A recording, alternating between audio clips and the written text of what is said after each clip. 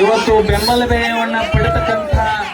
ಸಮಸ್ತ ರೈತ ಬಂಧುಗಳಲ್ಲಿ ತಮ್ಮ ಆತ್ಮಕ್ಕೆ ಶರಣನ ಸಲ್ಲಿಸಿ ಇವತ್ತು ನಮ್ಮ ರೈತರ ಹೋರಾಟ ಇದು ಯಶಸ್ವಿದಾಯಕ ಹೋರಾಟ ಅಂತ ಹೇಳಿ ನಾವು ಈ ಸಂದರ್ಭದಲ್ಲಿ ಹೇಳಲಿಕ್ಕೆ ಬಯಸ್ತಾ ಇದ್ದೇನೆ. ಯಾಕೆಂತಂದ್ರೆ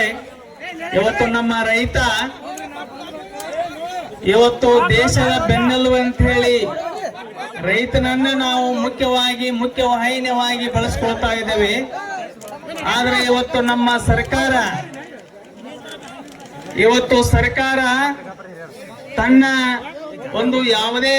ವಸ್ತುಗಳನ್ನ ಬೆಲೆಗಳನ್ನ ಹೆಚ್ಚು ಮಾಡಬೇಕಾದ್ರೆ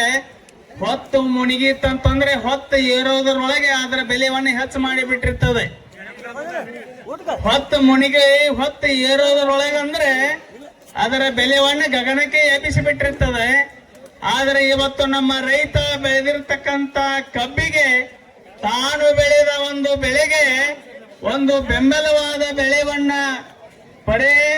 ಒಂದು ಟನ್ನಿಗೆ 500 ರೂಪಾಯಿವನ್ನ ಹೆಚ್ಚು ಕೇಳಬೇಕಾದ್ರೆ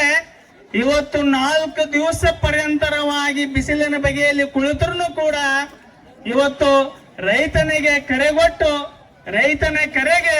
ಹೋಗೊಡಲಾರದಂತ ಒಂದು ಕಿಮ್ಮತ್ತಗೇಡಿ ಸರ್ಕಾರವನ್ನ ಇವತ್ತು ನಾವು ಈ ವೇದಿಕೆ ಮುಖಾಂತರ ಧಿಕ್ಕರಿಸ್ತೀವಿ ಎಂಬತಕ್ಕಂಥ ಮಾತನ್ನ ಇವತ್ತು ತಮ್ಮ ಮುಂದೆ ನಾನು ತಮ್ಮ ಬೆಂಬಲವಾಗಿ ಇವತ್ತು ಹೇಳಲಿಕ್ಕೆ ಇಚ್ಛೆ ಪಡ್ತಾ ಇದ್ದೇನೆ. ಇವತ್ತು ನಮ್ಮ ಗಣತಿವೆತ್ತ ಸರ್ಕಾರ, ನಮ್ಮ ರಾಜ್ಯದ ಮುಖ್ಯಮಂತ್ರಿಗಳು, ಸಂಬಂಧಪಟ್ಟಿರ್ತಕ್ಕಂತ ಸಚಿವರು, ಶಾಸಕರು, ಇವತ್ತು ಫ್ಯಾಕ್ಟರಿಯನ್ನು ಕಟ್ಟಿರ್ತಕ್ಕಂತ ಮಾಲಕರು ಇವತ್ತು ನಮ್ಮ ರೈತರ ಕರೆಗೆ ಹೋಗೊಟ್ಟು ಒಂದು ಯೋಗ್ಯವಾದ ಬೆಲೆವನ್ನ ಘೋಷಿಸಿದಾದರೆ ಇವತ್ತು ನಮ್ಮ ರೈತನ ಬೆನ್ನೆಲುವಾಗಿ ತಾವು ನಿಲ್ದಿರಿ ಎಂಬತಕ್ಕಂತ ಆಶಾಭಾವ ನಮಗಿದೆ ಎಂಬತಕ್ಕಂತ ಮಾತನ್ನ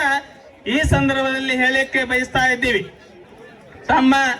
ಫ್ಯಾಕ್ಟರಿಗಳಿಂದ ತಾವು ಸ್ವಂತ ಕಟ್ಟಿರ್ತಕ್ಕಂತ ಫ್ಯಾಕ್ಟರಿಗಳಿಂದ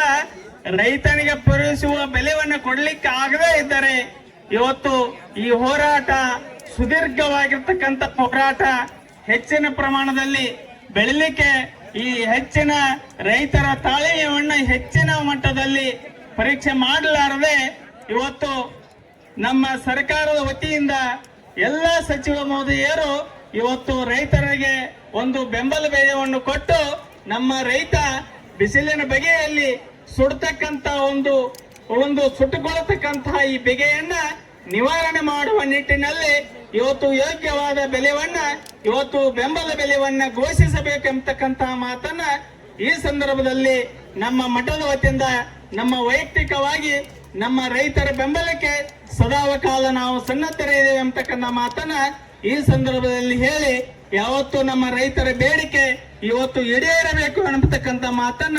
ಈ ಸಂದರ್ಭದಲ್ಲಿ ಹೇಳಿ ನಾನು 2 ಮಾತುಗಳನ್ನು ಮುಗಿಸ್ತಾ ಇದ್ದೇನೆ.